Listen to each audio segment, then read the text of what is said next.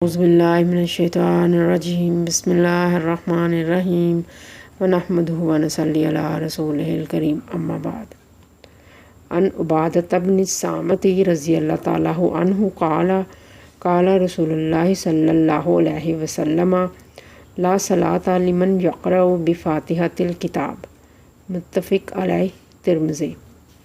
عبادہ بن صامت رضی اللہ تعالیٰ عنہ سے روایت ہے کہ رسول اللہ صلی اللہ علیہ وآلہ وسلم نے فرمایا، جس نے سورۃ فاتحہ کے بغیر نماز پڑھی اس کی نماز نہیں ہوتی۔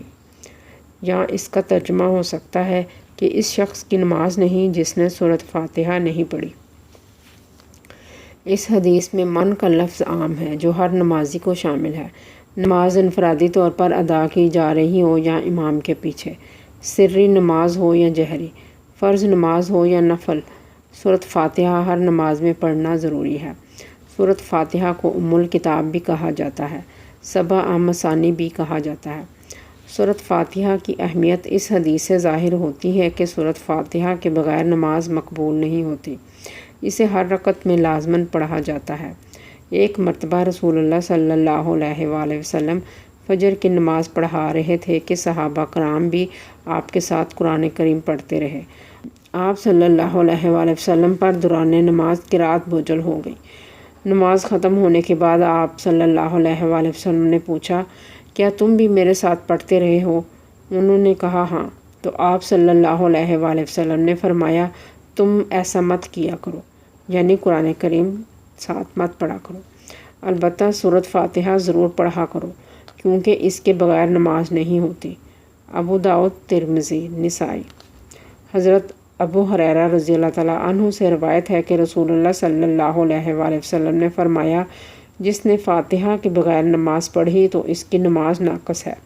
3 مرتبہ آپ صلی اللہ علیہ وآلہ وسلم نے یہ فرمایا۔ ابو ہریرہ رضی اللہ تعالیٰ عنہ نے عرض کیا، یا رسول اللہ صلی اللہ علیہ وآلہ وسلم، امام کے پیچھے ہم نماز پڑھتے ہیں، اس وقت ہم کیا کریں؟ آپ نے فرمایا، امام کے پیچھے تم سورۃ فاتحہ اپنے جی میں پڑھا کرو۔ صحیح مسلم۔ اگر سورۃ فاتحہ نماز کی کسی رکعت میں پڑھنا بھول جائیں تو وہ رکعت ہوتی ہی نہیں، اس بھول کا سجدہ سہو نہیں کیا جا سکتا۔ حضرت ابو ہریرہ رضی اللہ تعالیٰ عنہ سے روایت ہے کہ رسول اللہ صلی اللہ علیہ وآلہ وسلم نے ابی بن کعب رضی اللہ تعالیٰ عنہ سے فرمایا، کیا تمہاری خواہش ہے کہ میں تم کو قرآن کی وہ صورت سکھاؤں جس کے مرتبہ کی کوئی صورت نہ تو توریت میں نازل ہوئی اور نہ انجیل میں اور نہ زبور میں اور نہ ہی قرآن میں ہے؟ ابی رضی اللہ تعالیٰ عنہ نے عرض کیا، ہاں حضور صلی اللہ علیہ وآلہ وسلم، مجھے وہ صورت بتا دے۔ آپ صلی اللہ علیہ وآلہ وسلم نے فرمایا کہ تم نماز میں قرأت کس طرح کرتے ہو؟ ابی رضی اللہ تعالیٰ عنہ نے آپ صلی اللہ علیہ وآلہ وسلم کو سورۃ فاتحہ سنائی۔ آپ صلی اللہ علیہ وآلہ وسلم نے فرمایا، قسم ہے اس ذات کی جس کے قبضہ میں میری جان ہے، توریت، زبور، انجیل اور خود قرآن میں اس جیسی کوئی صورت نازل نہیں ہوئی۔ یہی وہ سبع مثانی اور قرآن عظیم ہے جو مجھے اللہ تعالیٰ نے عطا فرمایا ہے۔ جامع ترمذی۔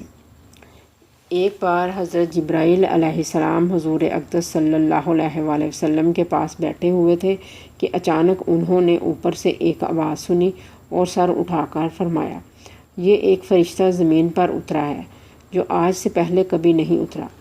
پھر اس فرشتہ نے سلام کیا اور کہا، یا رسول اللہ صلی اللہ علیہ وآلہ وسلم، مبارک ہو، لیجئے یہ 2 نور آپ کو دیے گئے ہیں، ایک سورۃ فاتحہ اور دوسرے سورۃ البقرہ کی آخری 2 آیات، ان میں سے جو بھی آپ پڑھیں گے اس کا ثواب آپ کو ملے گا۔ قرآن مجید میں بیان ہے، وَإِذَا قُرِئَ الْقُرْآنُ فَاسْتَمِعُوا لَهُ وَأَنصِتُوا، اور جب قرآن پڑھا جائے تو سنو اور خاموش رہو۔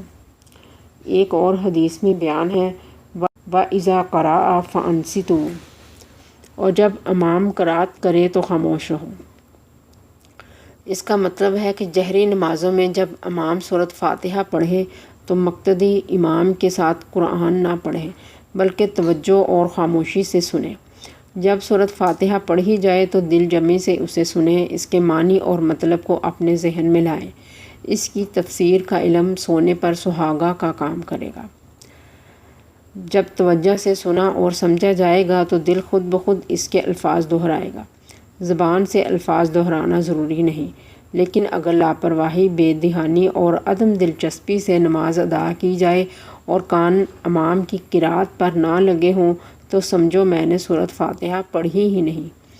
ایک دوسری صورت یہ ہے کہ امام سورۃ فاتحہ کے بعد اتنا سکتہ کرے کہ مقتدی سورۃ فاتحہ پڑھ لے۔ الحمدللہ قرآنی آیات اور احادیث میں کوئی ٹکراؤ نہیں، دونوں پر عمل ہو جاتا ہے۔ یہ نہیں کہا جا سکتا کہ دونوں پر ایک وقت میں عمل کرنا ممکن نہیں، نعوذ باللہ من ذالک۔ امام ابن تیمیہ رحمۃ اللہ علیہ کے مطابق سلف کی اکثریت کا کہنا ہے کہ اگر مقتدی امام کی قرأت سن رہا ہو تو نہ پڑھے، اور اگر سورۃ فاتحہ قرآن پاک کی پہلی سورت ہے اور نزول کے اعتبار سے 5ویں سورت ہے۔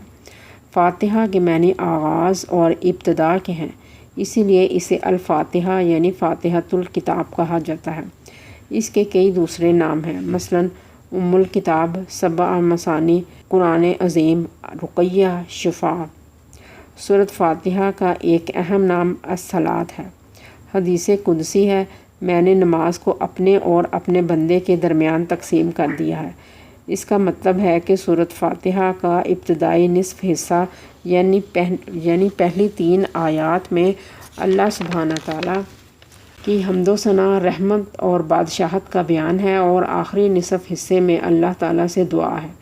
یہ سورت اللہ تعالیٰ نے بندے کی زبان میں نازل کی ہے اور سکھایا ہے کہ اس طریقے سے اللہ تعالیٰ کی بارگاہ میں دعا کیا کرو اور اپنی حاجات مانگا کرو۔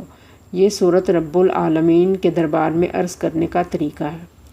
سبحانک اللہم و بحمدک، اشہد ان لا الہ الا انت، استغفرک و اتوب الیک۔